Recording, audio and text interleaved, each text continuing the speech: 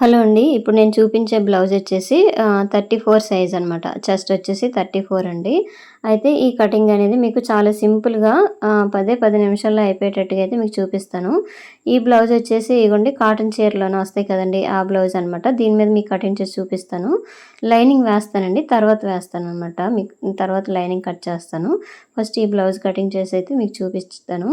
So, first వచ్చేసి folding మన వైపు పెట్టేసుకొని తర్వాత ఓపెన్స్ ఎదురుగా పెట్టేసుకుంటాం కదా! పెట్టేసినాక ఆది బ్లౌజ్ తీసేసుకొని బ్లౌజ్ హైట్ ఎంత ఉందో ఒకసారి చెక్ చేసుకుంటున్నాను. కిందన హాఫ్ ఇంచ్ వరకు అయితే ఇందాక మార్క్ చేశాను ఖర్చు గురించి అనమాట అందుకోసము. సో చూడండి ఈ బ్లౌజ్ హైట్ వచ్చేసి 13 ఇంచీలండి. అలాగే ఖర్చుతో కలిపి పైన కిందన కలిపి టోటల్‌గా నేను 14 ఇంచీలు అనేది పెట్టాననమాట. ఇట్లా ఈ చివర 14 ఇంచెస్‌కి అలాగే ఆ చివర 14 ఇంచెస్‌కి మార్క్ చేసుకున్నాక ఇట్లా స్ట్రెయిట్‌గా లైన్ గీసేయండి. సో ఇట్లా లైన్ గీసేసినాక ఏం చేస్తారంటే ఫస్ట్ వచ్చేసి ఆది బ్లౌజ్ తీసేసుకోండి. ఆది బ్లౌజ్ తీసేసుకున్నాక ఇగోండి చెస్ట్ లూజ్ మీకు ఏ విధంగా కొలుసుకోవాలో కూడా చెప్తానండి. చాలా విధాలుగా కొలుసుకోవచ్చనమాట.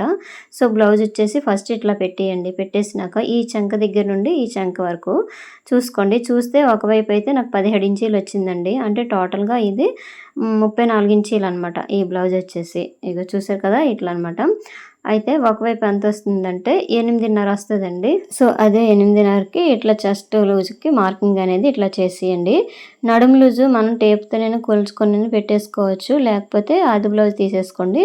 తీసేసుకున్నాక ఈ సైడ్ జాయింట్లు ఉంటాయి కదా! కరెక్ట్‌గా పెట్టేసుకొని ఈ విధంగా కూడా చూసుకోవచ్చనమాట. ఇలా పెట్టేసినాక 1 ఇంచ్ డాట్‌లకి అలాగే 1.5 ఇంచ్ ఖర్చుకి యాడ్ చేసుకోండి. ఈ ఈ చెస్ట్ దగ్గర కూడా ఖర్చు యాడ్ చేసేసి ఇట్లా లైన్ గీసేయండి స్ట్రెయిట్‌గా. ఇగోండి ఈ విధంగా గీసేసినాక ఏం చేస్తారంటే ఇప్పుడు చెస్ట్‌ని బట్టి ఇప్పుడు నెక్, షోల్డర్ పెట్టేసుకుంటాం కదండీ! ఈ నెక్, షోల్డర్ కూడా ఆది బ్లౌజ్‌లో ఎట్లా తీసుకోవాలో చెప్తాను. లేదంటే ఇంకో ఫార్ములా అనేది మీకు చెప్పానండి షార్ట్ వీడియోలో. అంటే చెస్ట్ లూజ్ ఎంతొచ్చిందో దానికి డివైడెడ్ బై 10 వేసేస్తే మనకి నెక్, షోల్డర్ వచ్చేస్తదని చెప్పాను. సో, లేదంటే ఈ విధంగానే కొలిచేసుకోండి. దీనికొచ్చేసి 10 ఇంచెస్ ఉందండి నెక్, షోల్డరు. అయితే భుజాలు జారిపోకుండా ఉండాలంటే నేనైతే 2 ఇంచీలు అనేది నెక్ పెడతాను. మిగతా 3 ఇంచీలు అనేది షోల్డర్ కింద ఉంచేస్తాననమాట. అంటే 10 ఇంచెస్ వచ్చింది కానీ అందులో హాఫ్‌కే మనం ఇక్కడ వేయాలండి. ఎందుకంటే ఫోల్డింగ్ మీద ఉంది కదా! అందుకోసము. అయితే నెక్స్ట్ వచ్చేసి పైన 5 ఇంచీలు పెట్టాం కదా! కిందని సేమ్ 5 లేదంటే 5:15కి ఇచ్చేసి ఇట్లా స్ట్రెయిట్‌గా లైన్ గీసేసుకోండి. ఇగోండి ఇట్లా చంక డౌన్ వచ్చేసి 5:30 ఇంచులు పెట్టేసుకోండి. చంక డౌన్ వచ్చేసి 5:30 పెట్టేసుకొని ఇక్కడ కార్నర్‌లో 1:15 ఇచ్చేసి టేప్‌ని ఇట్లా ఫోల్డింగ్ చేసుకొని మిడిల్‌కి ఇట్లా ఫోల్డింగ్ చేసుకొని ఇక్కడ ఒక మార్కింగ్ పెట్టేసుకొని ఈ మార్కింగ్‌ని ఇలా రౌండ్‌తో ఇట్లా ఇచ్చేయండి. స్కేల్ కూడా ఉపయోగించొచ్చు. Curve scale. నేనైతే నార్మల్‌గా హ్యాండ్‌తోనే ఇచ్చేసాను. ఇక్కడ చూడండి 2 ఇంచులకైతే నెక్ పెట్టానండి. అయితే ఇక్కడ వీపు ఎంత పొడుగుందో ఈ విధంగా కూడా కొలిచేసుకోవచ్చు. వీపు అనమాట. ఇప్పుడు చెప్తాను చూడండి. అయితే ఇక్కడ వెడల్పు అనేది పైన 2 ఇంచులు పెట్టాం కదా! కిందన ఎంత పెట్టాలని కూడా ఈ విధంగా కూడా చూసేసుకోవచ్చు. లేదంటే మన అజ్జాన 2:30 పెట్టేసుకోవచ్చు. పైన 2 పెట్టాం కదా! కిందని 2:30 పావుతక్కువ 3 వరకు కూడా పెట్టేసుకోవచ్చు. బ్లౌజు నెక్ డౌన్ తెలియాలంటే ముందైతే వీపు పొడుగు చూసుకోవాలనమాట. వీపు పొడుగు ఈ విధంగా మార్కింగ్ అనేది చేసేసుకోవాలండి. అయితే ఇక్కడ 2:30కి మార్కింగ్ చేసేసి ఇట్లా ఈ షేప్ అనేది గీస్తున్నాను. ఈ స్క్వేర్ లాగా ఇట్లా గీసేసి ఇందులోనే రౌండ్ అనేది ఇచ్చేసుకోండి. ఈ రౌండ్ అనేది మనము కొంచెం లోపలికైనా ఇచ్చేసుకోవచ్చు. అంటే ఇందాక 2:30 పెట్టాను కదండీ! అక్కడ పావుతక్కువ 3 కూడా పెట్టేసుకొని ఈ రౌండ్ షేప్‌లో ఇచ్చేసుకోవచ్చు. మీకు ఇప్పుడు మళ్ళీ ఒకసారి రౌండ్ అనేది నీట్‌గా వచ్చింది. మీకు ఇట్లా కనిపిస్తుంది కానీ చూపిస్తాను ఇంకా లెవెల్‌లోన. మీకు కెమెరా తిప్పేసి చూపిస్తాను చూడండి నెక్స్ట్. సో, ఇప్పుడు చూడండి ఇక్కడ ఆర్మ్ లూజ్ వచ్చేసి కొలిచానండి. ఆర్మ్ లూజ్ వచ్చేసి కొంచెం పావు ఇంచు అయితే ఎక్కువ వచ్చేసింది. అందుకోసం మళ్ళీ అంటే ఈ బ్లౌజ్ వచ్చేసి పావు తక్కువ 8 ఇంచీలు ఉందండి. నాకు 8 ఇంచీలు వచ్చేసింది. అందుకోసం కొంచెం పైకి పెంచేస్తాను. పైకి పెంచేసి మళ్ళీ కొంచెం హ్యాండ్‌తోని ఇలాగా ఇచ్చేస్తే సరిపోతదనమాట. సో, ఈ బ్లౌజ్ ఎప్పుడైనా ఆర్మ్ లూజ్ అనేది ఇట్లా గీటు కింద నుండి కొలుచుకోవాలండి. ఎందుకంటే మనం కుడతాం కదా! ఖర్చు దగ్గర నుంచే కదా మనము కొలుస్తాము. అందుకోసం అనమాట. సో, కొంచెం పైకైతే నేను పెట్టానండి. ఎందుకంటే కొంచెం తగ్గిందనమాట. తగ్గించాలి. అందుకోసము కొంచెం పైకి పెట్టేసి మళ్ళీ ఈ విధంగా గీసేసినాక మళ్ళీ ఒకసారి కొలుచుకుంటున్నాను. కొలిస్తే ఇప్పుడైతే నాకు సరిపోయిందండి. ఇగోండి ఎప్పుడైనా సరే ఇక్కడ చూసుకోవాలనమాట. చెస్ట్ లూజ్‌కి ఆర్మ్ లూజ్ ఆ విధంగా మ్యాచ్ చేసుకోవాలి. ఇగోండి. తర్వాత ఇక్కడట బ్యాక్ డాట్స్ అనమాట. ఇప్పుడు చెస్ట్ లూజ్‌కి ఆర్మ్ లూజ్ సరిపోలేదనుకోండి బ్లౌజ్ అనేది సెట్ అవ్వదండి. లూజ్‌గా వచ్చేస్తే భుజాలు జారిపోతాయి. సో, చూడండి ఈ విధంగా ఇట్లా వస్తదనమాట. రౌండ్ కూడా నీట్‌గా ఉంది. కాకపోతే ఈ కెమెరా అనేది వేరేలాగా పెడుతున్నానండి. అందుకు మీకు అట్లా కనిపిస్తది. సో, చూడండి ఇట్లా కొలిచేసుకోండి. ఇగోండి. ఈ గీటు కింద నుంచి ఇట్లా కొలిచామనుకోండి నాకు సరిపోయిందండి. ఇలా కూడా ఒకసారి చూసుకోండి. 8.5 ఇంచీలు రావాలి. ఇక్కడ నెక్ 2 ఇంచీలు పోగా షోల్డర్ వచ్చేసి 3 ఇంచీలనమాట. ఇగోండి తర్వాత మీకు ఒకవేళ డౌట్ ఉంటే ఈ విధంగా కూడా కొలుచుకోవచ్చండి. ఇగో చూసారు కదా! ఇట్లా కూడా కొలుచుకోవచ్చు. సో, అయిపోయిందండి. బ్యాక్ పార్ట్ అయితే మార్కింగ్ చేసేసాం కదా! ఇప్పుడు మనం మార్కింగ్ చేసే మీద ఇలా కటింగ్ అనేది చేసేసుకొని వచ్చేయండి. సో, ఫ్రెండ్స్ వీడియోలు చూస్తున్నారు కానీ ఎవరు కామెంట్ చేయట్లేదు. అంటే వీడియో అనేది ఎలాగుందని చెప్పేసి కామెంట్ చేయట్లేదండి. కామెంట్ చేయండి. వీడియో నచ్చితే లైక్ చేయండి, షేర్ చేయండి, సబ్స్క్రైబ్ చేయండి. సో, మీరు లైక్ చేశారనుకోండి ఈ వీడియో ఇంకెవరికైనా ఉపయోగపడుతది. అంటే స్టిచ్చింగ్ కొత్తగా నేర్చుకునే వాళ్ళకైతే బాగా ఉపయోగపడుతదండి. ఎందుకంటే నేను నెక్, షోల్డర్ ఎంత పెట్టాలనేసి కూడా మీకు ఫార్ములా చెప్పాను కదండీ. నార్మల్‌గా మీకు తెలియలేదనుకోండి కొత్త వారికి నేను ఒక ఫార్ములా చెప్పాను. అది షార్ట్ వీడియోలో పోస్ట్ చేశానండి. అంటే చెస్ట్ ఎంతొచ్చిందో ఆ చెస్ట్ డివైడెడ్ బై 10 పెట్టామనుకోండి అప్పుడు నెక్, షోల్డర్ వచ్చేస్తది. దానికి 2 ఇంచీలు యాడ్ చేయాలి. ఒకవేళ భుజం జారుతుందంటే 1.5 యాడ్ చేసేసుకోవచ్చు. లేదంటే 2 ఇంచీలు యాడ్ చేసుకుంటే సరిపోతదనమాట. సో, చూడండి నెక్స్ట్ వచ్చేసి హ్యాండ్స్ అనమాట. హ్యాండ్స్ ఇట్లా ఫోల్డింగ్ చేసేసుకోండి. ఇప్పుడు వీడియోలో చూపించాను కదా! ఇట్లా ఫోల్డింగ్ చేసేసుకోండి. ఈ కిందని చిన్న వర్క్ లాంటిది ఇచ్చారండి. అది హ్యాండ్ దగ్గర వచ్చేటట్టుగా చూసుకోవాలనమాట. సో, నెక్స్ట్ వచ్చేసి హ్యాండ్ పొడుగు ఎంతుందో చూసుకోండి. ఇగోండి లోపల సైడ్ నుండి ఇట్లా చూస్తే ఖర్చు అనేది చాలా ఎక్కువ కుట్టారు. అందుకోసం వచ్చేసి నేనైతే హ్యాండ్ అనేది నార్మల్‌గా చూస్తాను చూడండి. ఈ లోపల సైడ్ నుంచి చూడకుండా ఇట్లా చూస్తాననమాట. సీదా వైపు ఇగోండి ఇట్లా పెట్టేసుకోండి. ఫస్ట్ అయితే కిందన ఒక 1/2 ఇంచ్ వరకు లైనింగ్ జాయిన్ చేస్తాం కదా! అందుకోసం ఉంచేసుకోండి. హ్యాండ్ పొడుగు, అలాగే ఖర్చు, అలాగే హ్యాండ్ లూజు. సో, నెక్స్ట్ వచ్చేసి చంక దగ్గర ఇగోండి ఇట్లా పెట్టేసుకొని చంక దగ్గర కూడా మార్క్ చేసేసుకోండి. సో, దీనికైతే సైడ్‌నైతే కొంచెం క్లాత్ అనేది పడతదండి. నేను తర్వాత వేస్తాను కుట్టేటప్పుడు.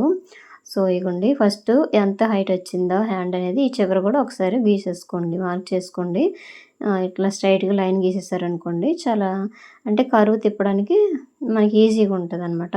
సో, పైనుంచి 3.5కి డౌన్ పెట్టేసుకోవచ్చండి. ఆల్రెడీ ఇచ్చే ఆది బ్లౌజ్‌లో కూడా అదే విధంగా ఉంది. సో, ఇప్పుడైతే స్ట్రెయిట్‌గా ఇట్లా లైన్ గీసేసినాక ఇక్కడ నుంచి ఇలా క్రాస్‌గా చూసుకోండి.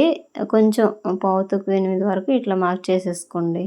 సో, ఇక్కడట కొంచెం ఒక గీటు తగ్గినా పర్వాలేదండి. ఎందుకంటే కర్వ్ తిరిగేటప్పుడు అది కవర్ అయిపోద్దండి.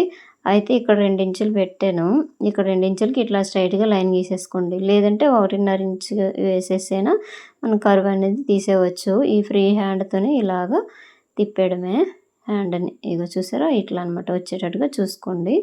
ఇలాగనుకోండి మనకి ఇక్కడ క్లాత్ అనేది ఎక్కువ ఉందనుకోండి లూజ్ వచ్చేస్తది. అట్లా రాకుండా అలాగే క్లాత్ అనేది ముడతల్లాగా వచ్చేయకుండా ఉండాలంటే ఇది బాగా హెవీ బాడీ ఉన్న వాళ్ళకైతే 2.5కి పెట్టేసి కర్వ్ అనేది తిప్పియండి. లేదంటే 2 ఇంచీలు ఇట్లా చూసుకొని అంటే 1.5 నుంచి 2 ఇంచుల మధ్యన ఇట్లా పెట్టేసుకొని ఇట్లా కర్వ్ అనేది తిప్పేసుకుంటే సరిపోతది. ఇక్కడ కట్ చేసేసుకోండి.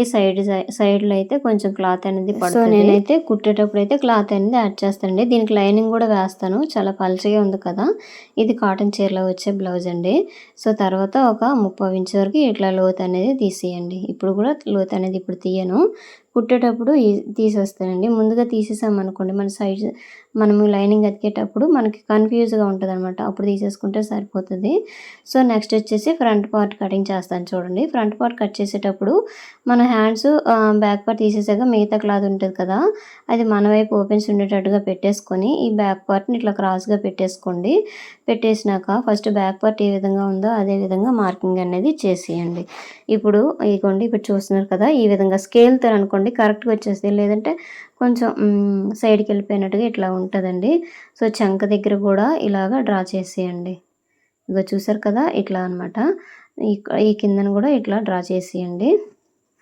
నెక్స్ట్ ఈ బ్యాక్ పార్ట్ తీసేసినాక ఇగోండి ఫస్ట్ ఇట్లా ఇట్లా గీస్తే మనకి ఇక్కడ లో కటింగ్ తీయడానికి ఈజీగా ఉంటదనమాట.